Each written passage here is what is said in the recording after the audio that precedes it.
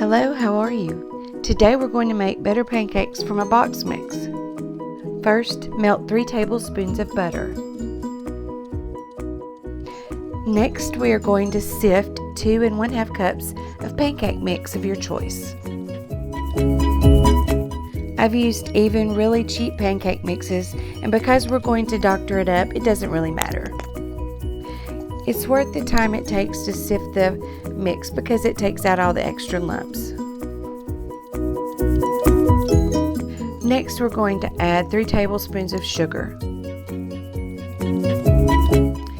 Next is 1 cup of buttermilk or whole milk. I personally like buttermilk the best.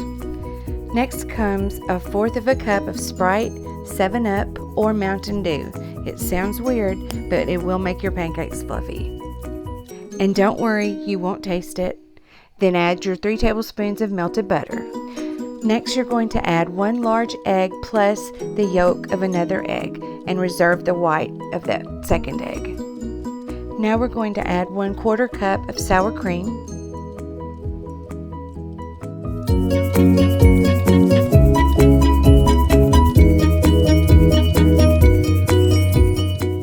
And 1 1/2 teaspoons of vanilla flavoring. Gently stir until all the ingredients are mixed, but do not over stir it, just get everything incorporated.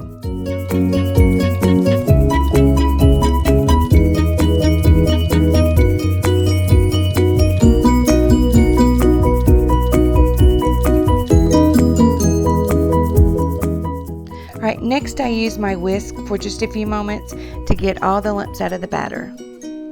Next, use your hand mixer and whip your egg white into medium peaks. Next, use a spatula to fold in the beaten egg white into the batter, and it's okay if there are white streaks throughout the batter. That's totally fine.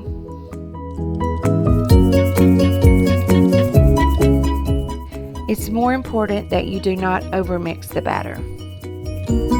I then let my batter sit on the counter for about 10 minutes. Now it's time to make the pancakes. You can either use a squeeze bottle or the normal way, just by pouring it out of a spouted container.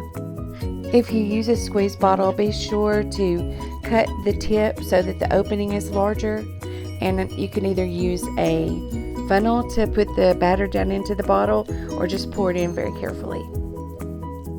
Next, I heat my Teflon skillet over medium heat and I spray it with cooking spray lightly.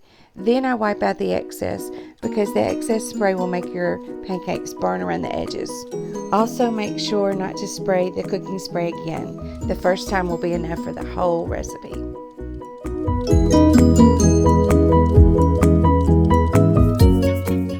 I only use my squeeze bottle for silver dollar pancakes, and I only flip them when they have bubbles all over the surface of the cake, as you can see here.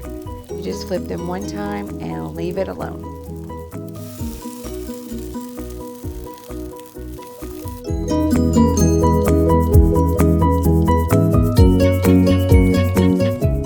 I might add that I almost always trash my first 2 or 3, so don't feel bad if you have to also.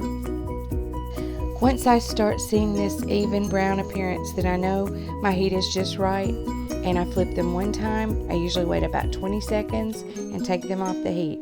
And if you don't touch them while they're cooking, they'll rise better, and that will make your thick, fluffy, pretty pancakes. This recipe makes about 20 large silver dollar pancakes, and they're delicious. I hope you enjoy. Please like and subscribe.